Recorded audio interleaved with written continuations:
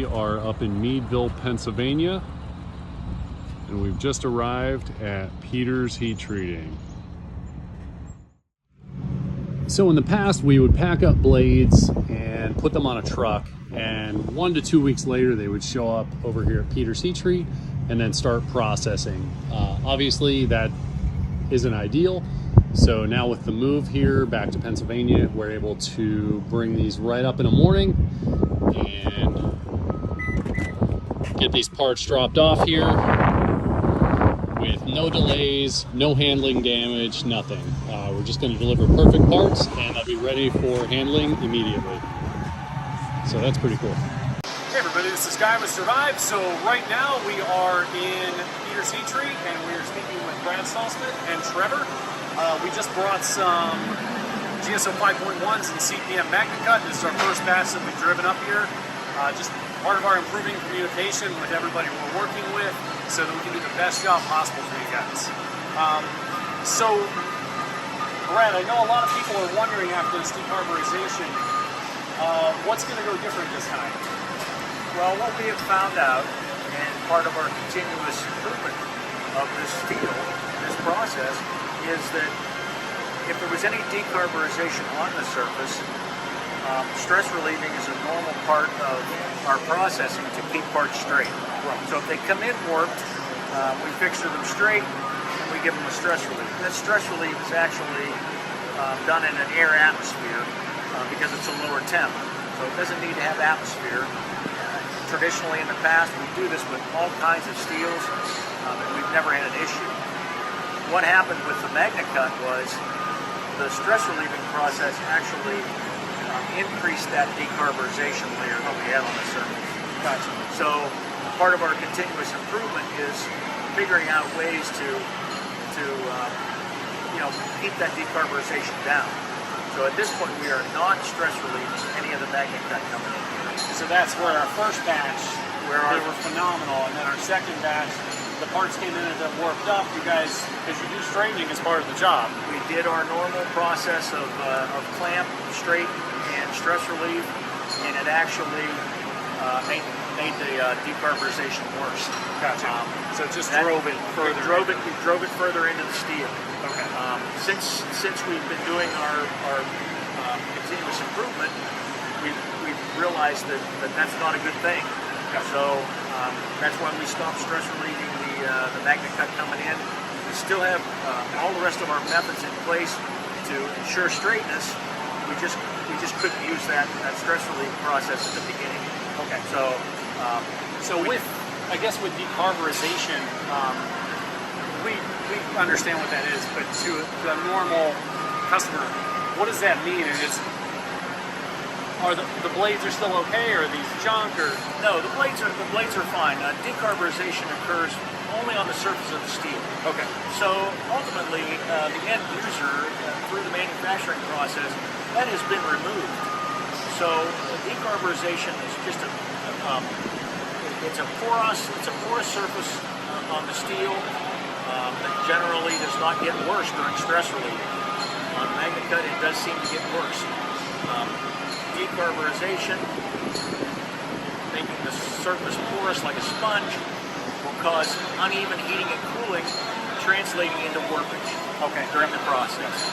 So you just get that irregular. The key there is getting that decarb that's on there from the manufacturer off prior to heat treating. Yep. Thus helping us keep the blade straighter. So you have porosity on the surface. If that porosity on the surface is a different depth from one side to the other during the heat treating process of heating and then cooling very quickly, that will translate into warpage. So removing that surface and getting down to what I call good steel underneath that really helps us keep the blade straighter. So I think we're going to have better success with this batch than Guy had on the last batch, just simply because we're getting that decarb out of there and we're not adding to it by doing the stress relief process. Gotcha. Yeah, because we take that off, and then our first batch went really well. So this batch, we should have all that performance from the first batch, but without any of the decarburization of the second. The performance of the steel is phenomenal. We working closely with Niagara and with Larry Thomas to work some of these issues through. And you know, ultimately, it's great steel. I have knives out of it. Trevor has knives out of it. A lot of people are using it. It seems to be becoming very popular. We're not having any feedback negatively about the performance of this steel. Yep. That's right. So, cool. Well, thanks for that. I guess from here we're going to go back in the facility and do a little bit of tour and see what kind of equipment is used to heat treat these blades. But before we go, Trevor's back here, and I'm just going to put him under the spotlight. So, am I understanding you're retiring soon? I'm not going to mention a specific date, but yes, I'm been here at Peter Seatree for 42 years. I'm approaching traditional retirement age. I have some other interests that I want to do. That's fair. And looking to move on. Trevor, one of our 5-year employees, well-rounded, very knife maker, knowledgeable, makes his own knives, makes great knives. He's going to be taking over for me. He's been shadowing me for the last year or so, and we're going to teach him as much as we can. I think the blade division is going to be in great hands. Outstanding. Once I go. Outstanding. Well, it's nice to meet you, Trevor, and yeah, welcome to our YouTube channel. Yeah. So yeah, I'll talk to you guys here in a second. What's this one here? This is an 8-bar, 6-bar vacuum furnace. Has about a 2,000-pound capacity.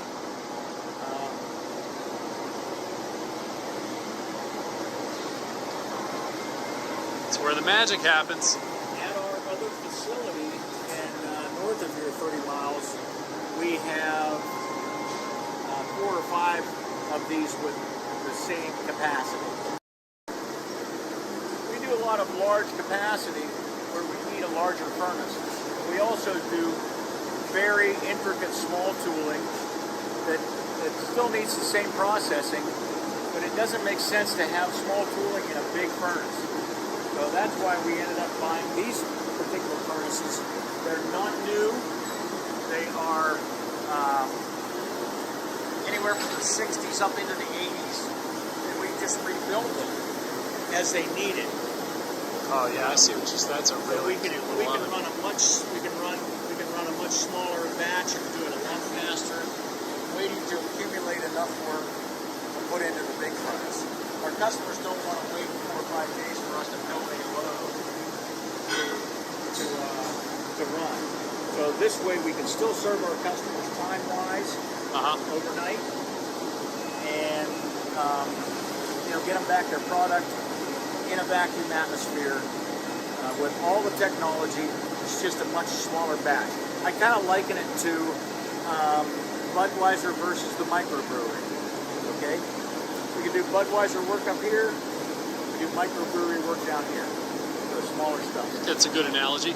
This particular unit right here is brand new to us. When we moved into this facility in 2020, it's actually a cryo temper.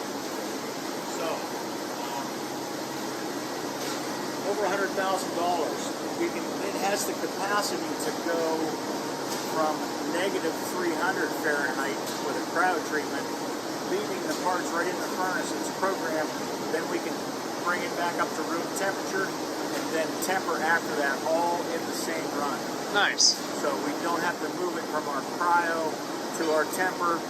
We can do the whole process right in this unit at one time. Wow. So it has -300 Fahrenheit to 1200 Fahrenheit heat capability. So it's got a 1500 degree range. Wow. So that's a big help. To the right of this unit over here, I don't know if you can see it, but this is a pretty big unit. Manual freezer that we actually build ourselves. So this little guy? This technology here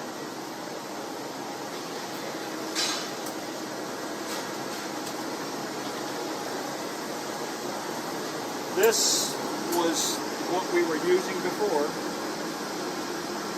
We ran all those blades through there. We run all of it. We ran it all through there. Wow. A little bit at a time. Now we can put it all in one load and put it in this unit. Always improving.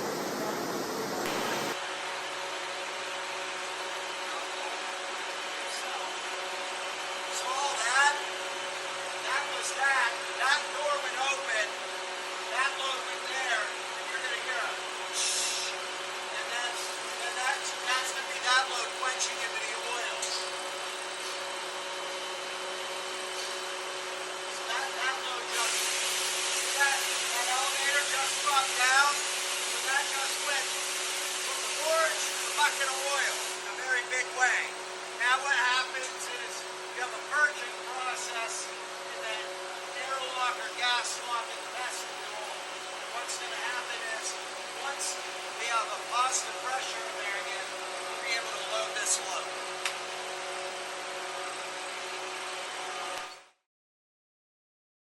Anything happens, you have to have positive pressure. Gas coming out so that the air going in is bad. Flame curtain comes on, air finds the safety on the opposite side. Now, this goes up. Just make sure that all the air gets burnt before it goes in, all the gas gets burnt before it goes out. That allows us to safely load this work into that atmosphere so that nothing bad happens to the people, the parts, or the equipment. So it pushes the load in, parks it where the furnace knows where it is, pulls the handler chain back. Once it clears the door, he closes it, and this process will begin again, where we wait till we have positive pressure in that vestibule, so we never introduce any oxygen to the back end of that furnace to maintain the process and safety. But because of the issues that we've had with experimenting with MagnaCut, we have an ongoing R&D process still going. It's been running for a couple of months, still going, just to try to learn exactly where the sweet spots are for different applications that we have. Right on. Running sample after sample after sample, tweaking this, tweaking that. We're not so much trying to come up with just one specific recipe that'll work for MagnaCut. We're coming up with this will work for this application for your knife. If you're looking for a different application for your knife, you can use this process. We already have 2 specific protocols right now that we use for MagnaCut depending on the hardening or depending on the hardness that you're looking for. Below 62 we have one protocol, above 62 we have another protocol.